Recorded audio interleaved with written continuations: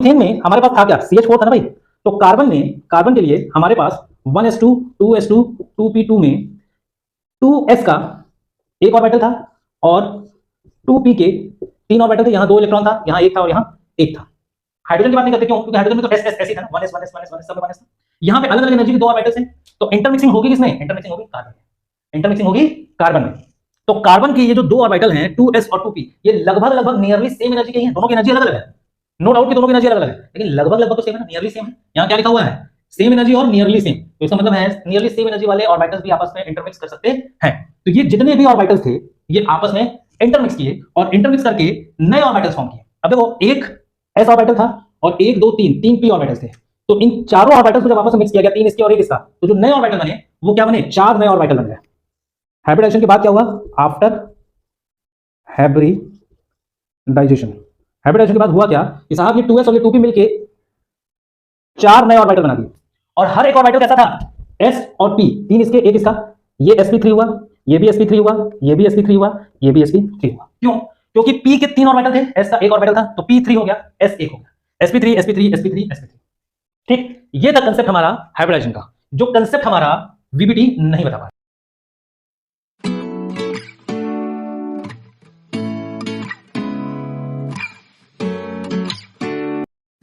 जब कोई बात बिगड़ जाए, जब कोई मुश्किल पड़ जाए, तुम देना साथ मेरा ओ हमनवा,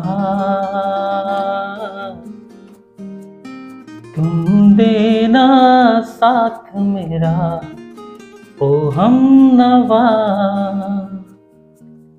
न कोई था न कोई है, न कोई होगा तुम्हारे सिवा, तुम देना साथ मेरा ओ हमनवा,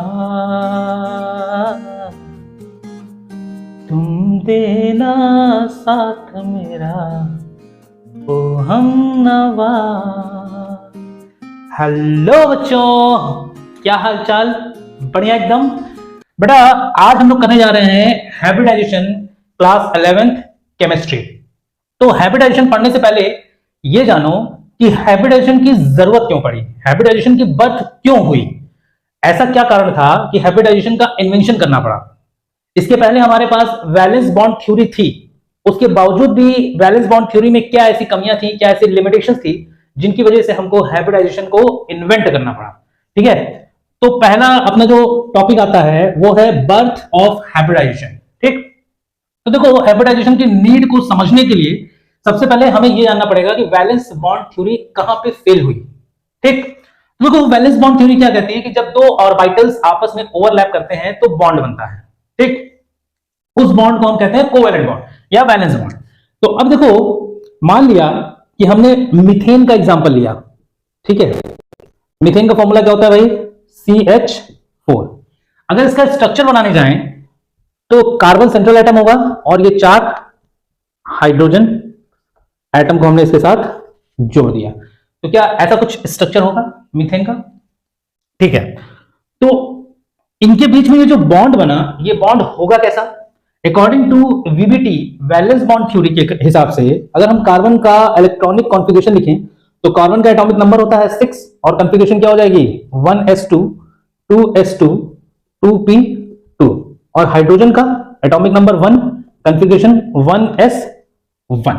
ठीक, तो भाई VBT के अकॉर्डिंग जो वैलेंस सेल में इलेक्ट्रॉन होते हैं वो आपस में ओवरलैप करते हैं और अपने ऑक्टेट रूल को कंप्लीट करके मॉलिक्यूल को फॉर्म करते हैं स्टेबलाइज होकर। तो भाई यहां पर कार्बन में जो वैलेंस इलेक्ट्रॉन है वो ये है, सेकेंड ऑर्बिट में s ऑर्बिटल और p ऑर्बिटल में दो दो इलेक्ट्रॉन है और हाइड्रोजन में जो वैलेंस इलेक्ट्रॉन है वो s ऑर्बिटल में है। तो बेटा यहां पे एक चीज ये भी समझो कि ऑर्बिट अलग चीज है, ऑर्बिटल अलग चीज है। ठीक, ऑर्बिट क्या होता है कि किस सेल में है वो इलेक्ट्रॉन, उसको ऑर्बिट कहते हैं। जैसे K शेल में है, L शेल में है, M शेल में है, N शेल में, वो क्या है? वो उसका ऑर्बिट है।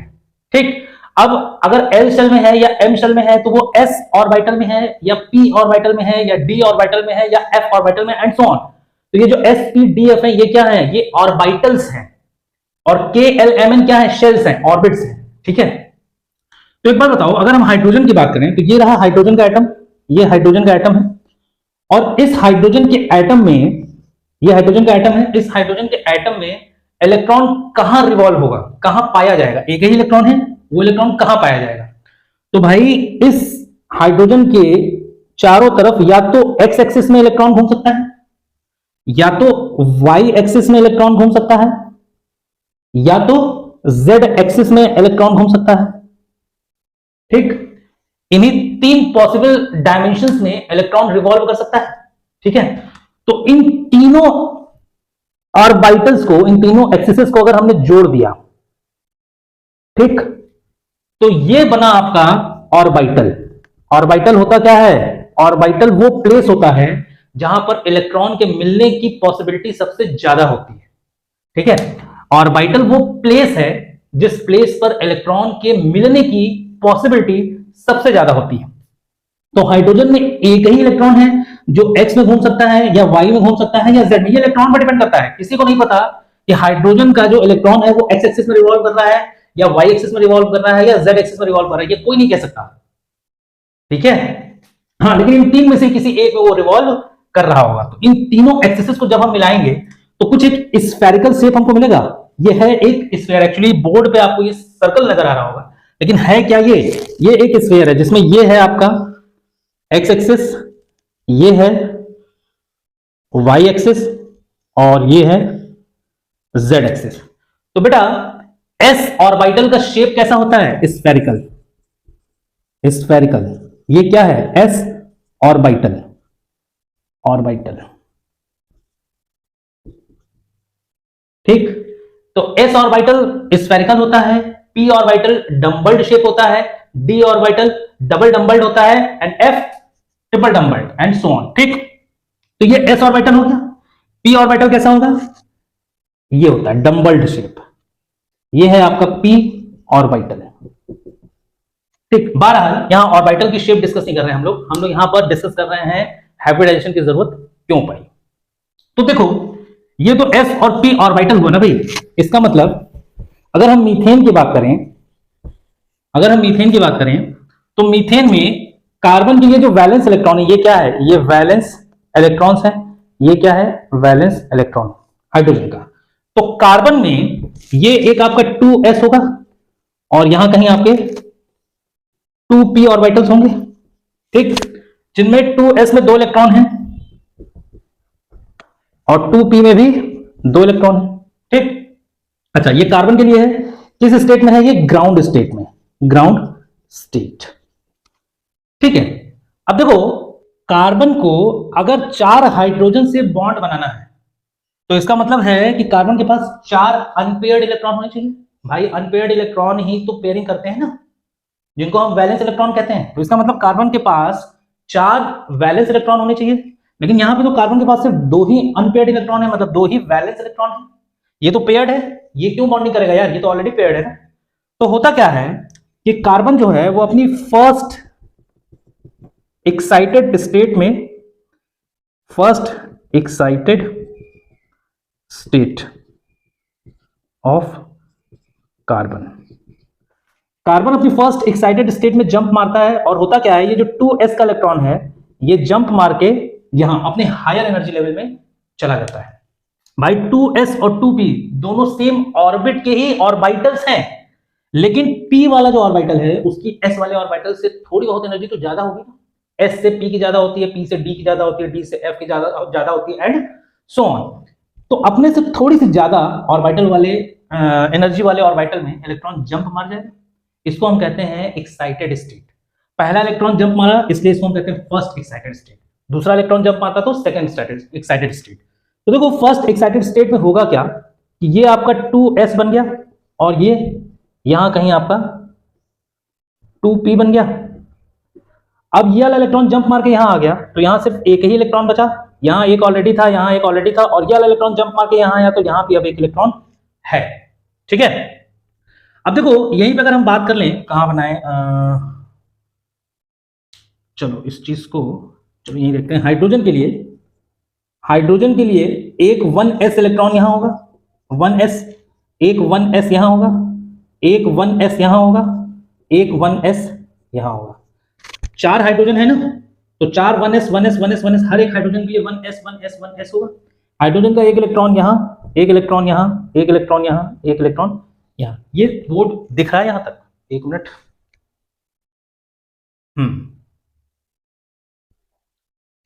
ठीक है, तो ये 1s 1s 1s 1s hydrogen atom के लिए हो गया।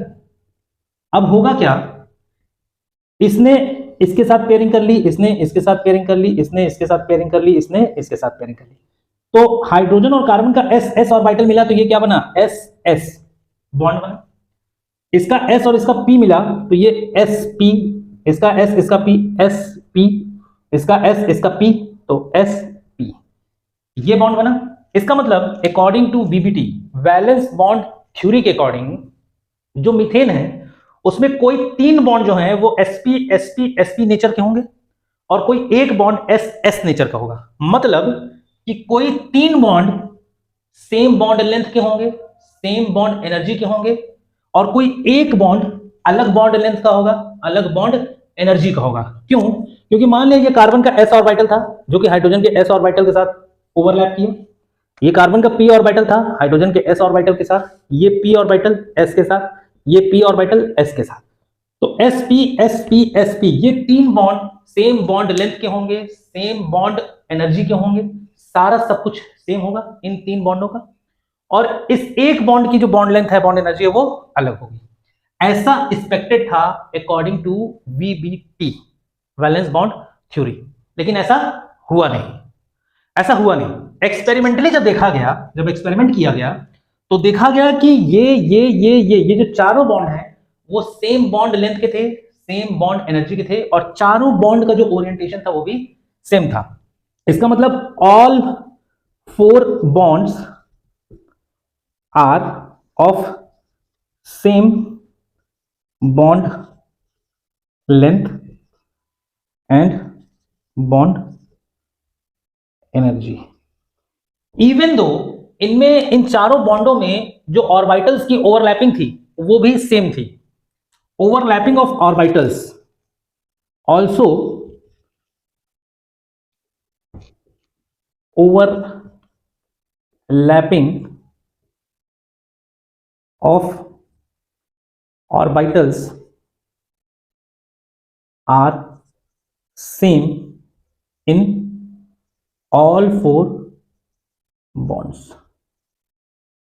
ठीक है, ऑल 4 बॉन्ड्स, ये दिख रहा है यहां तक?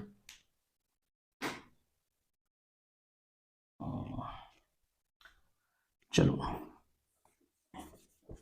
इसको यहां पे आगे कंटिन्यू कर लो। Of orbitals are same in all 4 bonds. I think अब दिख रहा होगा ये।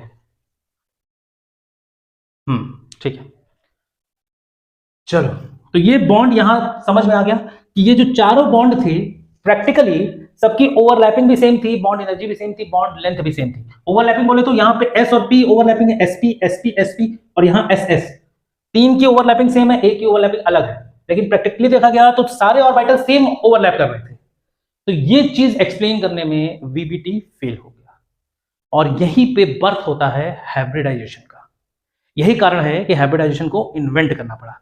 अब देखो हाइब्रिडाइजेशन कहता क्या है, ये कहानी समझ में आ गई कि वीबीटी फेल क्यों हुआ।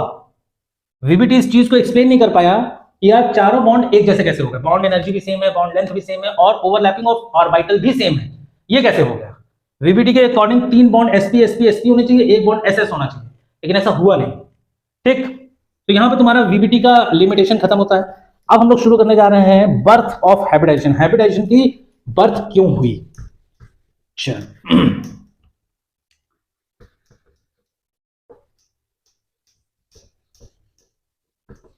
अब देखो हाइब्रिडाइजेशन कहता क्या है। हाइब्रिडाइजेशन का rule number 1, according to hybridization all orbitals same energy और nearly same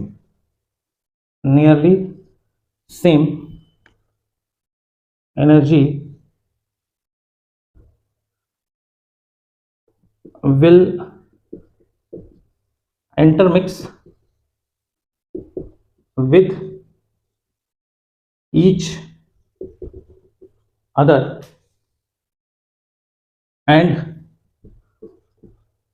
form new orbitals of equal energy। मतलब क्या हुआ, हाइब्रिडाइजेशन ये कहा कि साहब सेम एनर्जी के जितने भी ऑर्बिटल हैं या लगभग नियरली सेम एनर्जी के जितने भी ऑर्बिटल हैं वो आपस में अपने आप को इंटरमिक्स करेंगे और इंटरमिक्स करने के बाद नए ऑर्बिटल्स बनाएंगे और वो सारे के सारे ऑर्बिटल्स सेम एनर्जी के होंगे। ठीक, ये था हमारा हाइब्रिडाइजेशन का कंसेप्ट। इसका मतलब क्या हुआ सर, ज्यादा एक्सप्लेन करिए इसको जरा। मीथेन में तो देखो, मीथेन में हमारे पास था क्या, CH4 था ना भाई। तो कार्बन के लिए हमारे पास 1s2 2s2 2p2 में 2s का एक ऑर्बिटल था और 2p के 3 ऑर्बिटल थे। यहां 2 इलेक्ट्रॉन था, यहां एक था और यहां एक था। हाइड्रोजन की बात नहीं करते, क्यों? क्योंकि हाइड्रोजन में तो एस ही था ना, 1s 1s 1s 1s सब में 1s था।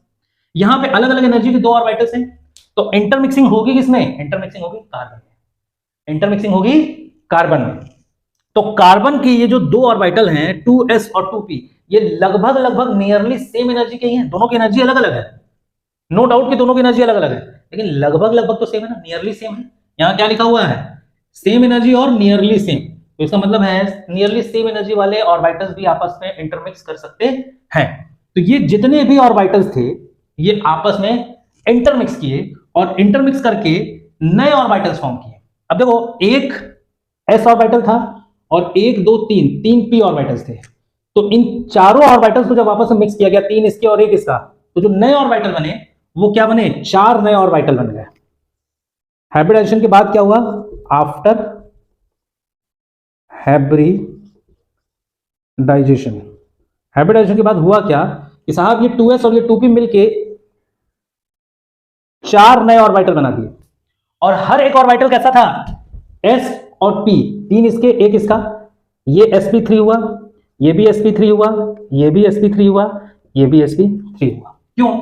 क्योंकि p के 3 ऑर्बिटल थे, s का 1 ऑर्बिटल था, तो p3 हो गया, s 1 हो गया, sp3 sp3 sp3 sp3। ठीक, ये था कंसेप्ट हमारा हाइब्रिडाइजेशन का, जो कंसेप्ट हमारा वीबीटी नहीं बता पा रहा था। तो अब जो कार्बन एटम था उसमें जो 2s और 2p ऑर्बिटल थे ये तो खत्म हो गए, ये गायब हो गए। अब हाइब्रिडाइजेशन के बाद कार्बन के पास ये नए एलिमेंट बन गए जिसके पास 1 इलेक्ट्रॉन 1 इलेक्ट्रॉन 1 इलेक्ट्रॉन 1 इलेक्ट्रॉन, ये है। ठीक, और हाइड्रोजन एटम तो अभी भी वही है, हाइड्रोजन के पास तो अभी भी 1s 1s 1s और 1s, अभी भी इसके पास 1 इलेक्ट्रॉन 1 इलेक्ट्रॉन 1 इलेक्ट्रॉन और 1 इलेक्ट्रॉन, ये कंसेप्ट अभी भी है। अब इसकी ओवरलैपिंग इसके साथ हो गई, इसकी ओवरलैपिंग इसके साथ हो गई, इसकी ओवरलैपिंग इसके साथ, इसकी ओवरलैपिंग इसके साथ। अब देखो ये जो ओवरलैपिंग हुई है चारों में, सब में s sp3 हुआ। ये देखो s sp3 ओवरलैपिंग यहां भी है, s sp3 ओवरलैपिंग यहां भी है, s sp3 यहां भी है, s sp3 यहां भी, सब में एक ही जैसी ओवरलैपिंग हो गई s sp3। आ रही बात समझ में?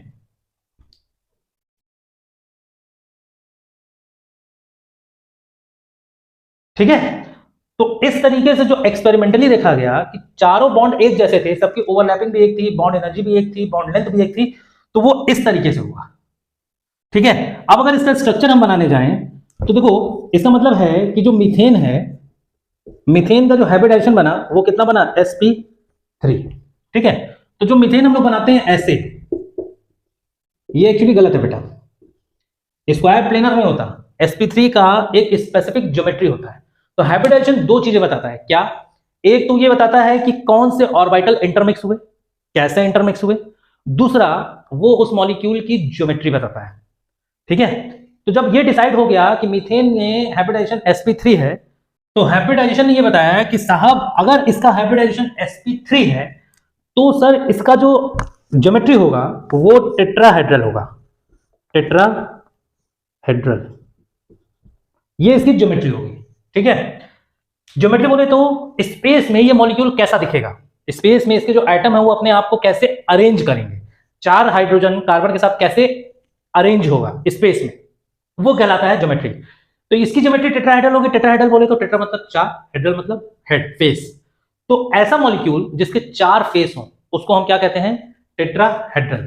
तो भाई हाइब्रिडाइजेशन ने हर एक हाइब्रिडाइजेशन के लिए एक स्पेसिफिक ज्योमेट्री भी बताई, square planar, triangular planar, tetrahedral, pyramidal, bi pyramidal, बहुत कुछ हाइब्रिडाइजेशन ने बता दिया जो वीबीटी कतई नहीं बता सकता था। ठीक है, तो टेट्राहेड्रल होता कैसा है, ये रहा आपका कार्बन, एक हाइड्रोजन यहां पे, एक हाइड्रोजन यहां पर, एक हाइड्रोजन यहां पर और एक हाइड्रोजन यहां पर। बेटा इन सबके बीच का जो बॉन्ड एंगल होता है वो होता है 109 डिग्री 5 मिनट।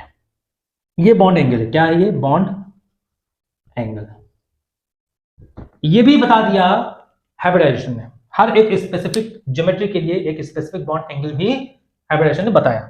अब देखो हुआ क्या, यहां पे कार्बन का sp3 orbital, sp3 orbital, sp3 orbital, sp3 orbital, यहां s, यहां s, यहां s, यहां s, मतलब कार्बन का sp3 ऑर्बिटल हाइड्रोजन के s के साथ, कार्बन का sp3 ऑर्बिटल हाइड्रोजन के s के साथ, sp3 s के साथ, sp3 s के साथ, चारों बॉन्ड की ओवरलैपिंग भी एक जैसी हो गई, s sp3 s sp3 s sp3 s sp3, सारे बॉन्ड का बॉन्ड एंगल भी सेम हो गया 109 डिग्री 5 मिनट, सारे बॉन्ड की बॉन्ड एनर्जी भी सेम हो गई। तो ये चीज बताई किसने, हाइब्रिडाइजेशन ने, जो कि वीबीटी कतई नहीं बता पा रहा था। वीबीटी एक्सप्लेन ही नहीं कर पा रहा था कि सारे बॉन्ड की ओवरलैपिंग सेम कैसे, ऑर्बिटल सेम ओवरलैप कैसे कर रहे हैं, बॉन्ड एनर्जी सबकी सेम कैसे है, बॉन्ड एंगल सबका सेम कैसे है, ये वीबीटी नहीं बता पा रहा था। तो ये कारण था जिसकी वजह से हाइब्रिडाइजेशन का बर्थ हुआ। और हाइब्रिडाइजेशन इन डिटेल हम लोग पढ़ेंगे नेक्स्ट वीडियो में। आज के वीडियो में सिर्फ मैंने तुम्हें थोड़ा सा इन्फॉर्म किया, थोड़ा सा क्यूरियोसिटी बढ़ाई तुम्हारे अंदर कि हाइब्रिडाइजेशन पढ़ना क्यों है, हाइब्रिडाइजेशन पढ़ने की जरूरत क्या है, क्यों हाइब्रिडाइजेशन का बर्थ हुआ। ठीक, तो ये वो कारण था। आई होप कि आज का वीडियो आपको पसंद आया होगा, और अगर वीडियो आपको पसंद आया हो तो प्लीज वीडियो को लाइक, शेयर और सब्सक्राइब जरूर कर देना। मिलते हैं नेक्स्ट वीडियो में।